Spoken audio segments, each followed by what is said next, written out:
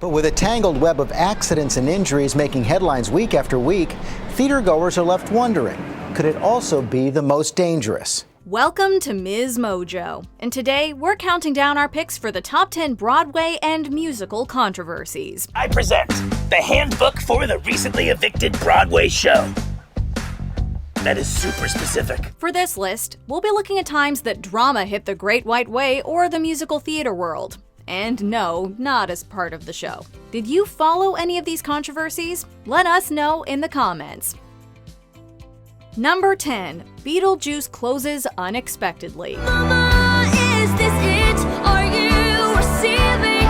I want something to believe in or I die. Before COVID-19 forced theaters to go dark, Beetlejuice had broken box office records 3 times over. So you can imagine everyone's shock when its closure was suddenly announced in April 2020. The Winter Garden Theater's landlords, the Schubert Organization, decided to replace the show with a revival of The Music Man starring Hugh Jackman. They knew that the actor was very profitable, and even though Beetlejuice had positive box office sales, their minds were made up. This was super disappointing for everyone from the cast and crew to the fans. Holy crap! Must vacate by June 6th. Well, sorry everybody. Soon a new leading man will have his name on the marquee. Fortunately, in September 2021, it was announced that the show will return to Broadway in April of 2022, with casting yet to be announced. It's showtime! Number 9.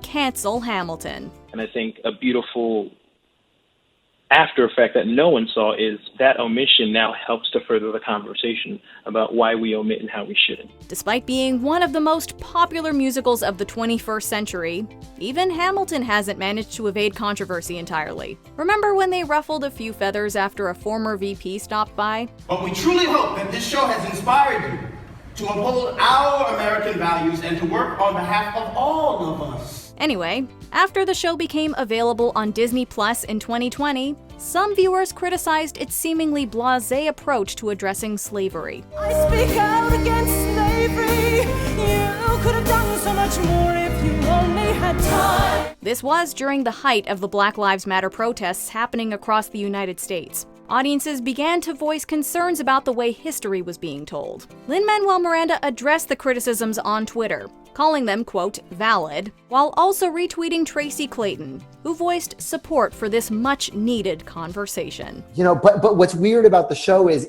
because it brushes up against sort of the origins of our country, like it just hits different depending on where we are as a country. Number 8. Hair goes to the Supreme Court. Hair, was a political musical in a sense, and it was against the Vietnam War. It was very of its time, against any kind of censorship. You don't become the show that changed the face of theater without creating some friction first. Hair gave audiences a full frontal view of a myriad of so-called taboo subjects, as well as of their actual cast.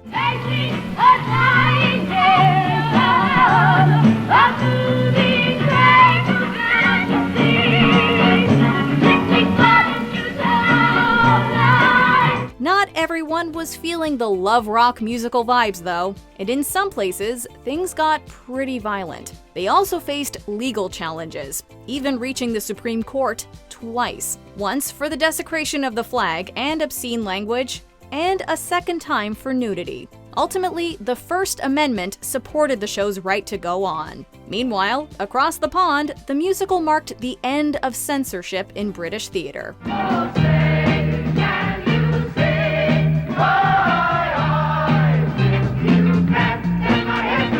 Number 7. Patti LuPone sues Andrew Lloyd Webber. As it turns out, the painful ills of Sunset Boulevard translate quite nicely to the stage as well. There is a big leading lady brouhaha brewing on Broadway. Following her West End run of Sunset Boulevard, Patti LuPone expected to transfer to Broadway with the show. At least that's what her contract read.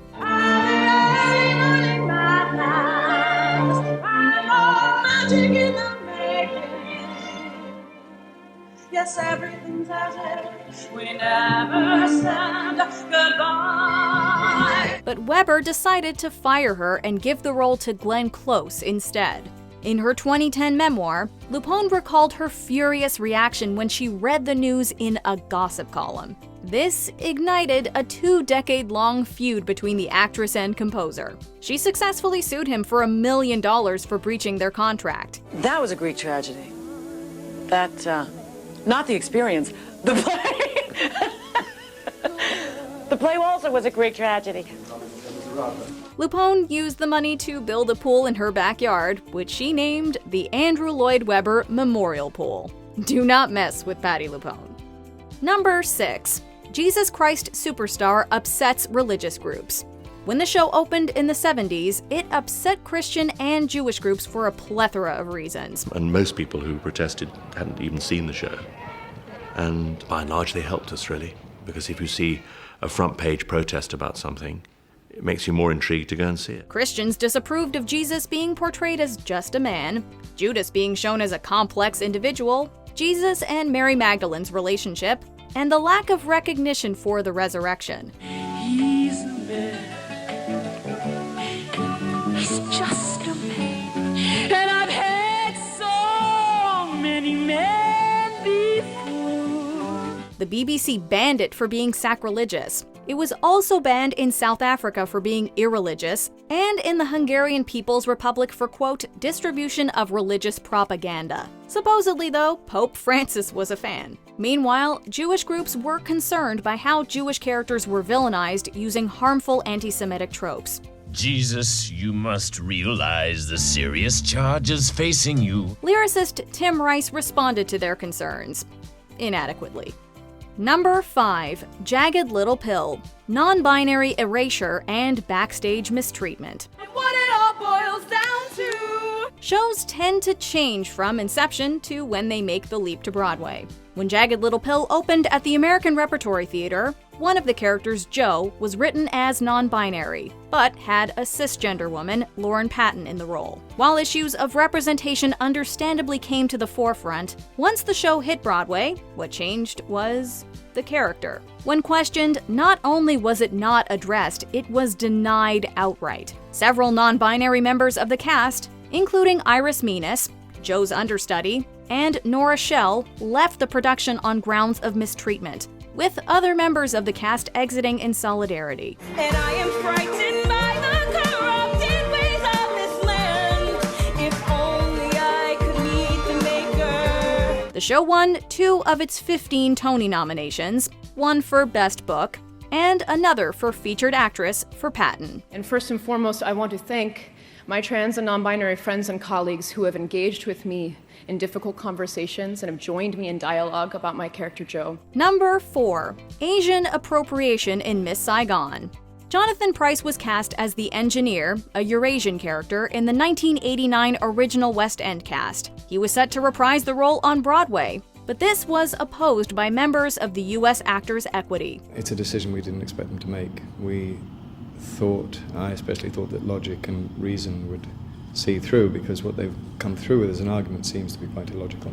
They called the choice to cast a white actor, quote, an affront to the Asian community. However, some within Equity opposed this view, arguing that since the engineer is part French, it would be discriminatory to limit the role to just Asian actors. That doesn't really explain why they then used prosthetics to alter his appearance. Prosthetics? Prosthetics. It's a light, sort of very light latex, which is a false lid. I'd hate that. Does it not irritate and... I'd rather be without them, but they're quite comfortable. Eventually, Equity bowed to pressure, and Pryce even won a Tony Award for the role. Schlitz down the drain. Pop the champagne. It's time we all entertain my American dream. Number 3. Complicated casting issues for Natasha, Pierre, and the Great Comet of 1812. And also just exciting to see just our community embrace different people and watch them thrive, you know? After Josh Groban finished his run, Akariete Onaudawan was cast in the role of Pierre. However, sometimes when a show is losing money, they'll rely on celebrity castings to bring in wider audiences. This backfired when Oak was ushered into the wings while Mandy Patinkin was given the spotlight. This is a big role, and one that we've been told takes months to prepare for, and you've had several weeks. I have only had 2.5 weeks so far. I have about two more weeks, and then wish me luck. Until now, the show had been praised for its diverse cast. But now, fans were outraged that a black actor was getting eclipsed and created #MakeRoomForOak in protest. As a result, Patinkin decided to drop out, shortly followed by Onaudawan. Dave Malloy took over until the show burned out a month later and closed down. Number 2. Scott Rudin steps down. Accepting the award for Hello Dolly, producer Scott Rudin. Rudin's behavior was hardly an industry secret, but it wasn't until The Hollywood Reporter's explosive expose in April 2021 that he was finally being held accountable for his actions. The allegations made against the producer were harrowing, chronicling various outbursts, including one that ended with a staff member in the ER. In response, Karen Olivo quit Moulin Rouge, Sutton Foster threatened to pull out of The Music Man, and Equity pushed to add him to the do not work list. Or I can really honor, honestly, the sadness that I feel for those in our industry that are forgotten and mistreated. Rudin didn't deny the allegations. He also said that he'd step back from his role so as to not overshadow Broadway's reopening in September 2021. Before we continue, be sure to subscribe to our channel and ring the bell to get notified about our latest videos. You have the option to be notified for occasional videos or all of them. If you're on your phone, make sure you go into your settings and switch on notifications. Number 1. So many red flags behind Rebecca the Musical. When the New York Times publishes a front-page article suggesting dead investor Paul Abrams never existed, rumors are swirling that it's Rebecca's own producer, Ben Sprecher, who's actually tanking the play. Drama, mystery, deceit, and shock, all before a single day of rehearsals. Despite having over $1 million in advance ticket sales, this musical never made it to Broadway. Producer Ben Sprecher was approached by the FBI after a potential fraud alert linked to his investors. Sprecher had never seen or spoken to the so-called investor, who turned out to be a con man called Mark Houghton. He'd invented various personas, one of whom mysteriously died of malaria. Houghton forwards an email that says Paul Abrams has died. And there's worse news for producer Sprecher. Houghton's other investors are pulling their money as well. Somehow, only the show's publicist was alarmed by the countless red flags. Plot twist, he was the one who alerted the authorities. You simply can't make this stuff up.